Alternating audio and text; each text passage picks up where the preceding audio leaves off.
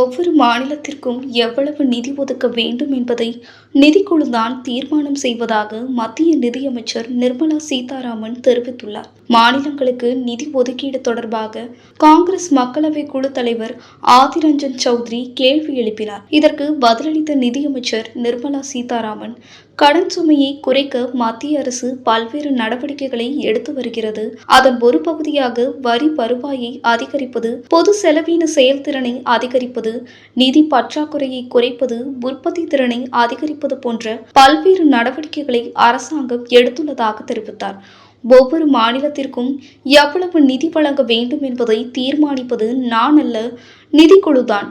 அனைத்து மாநிலங்களுக்கும் நிதிக்குழு நேரில் சென்று கலந்து ஆலோசனை செய்து அறிக்கை சமர்ப்பிக்கின்றனர். நிதிக்குழு பரிந்துரைப்பதை தான் பின்பற்றுகிறேன்.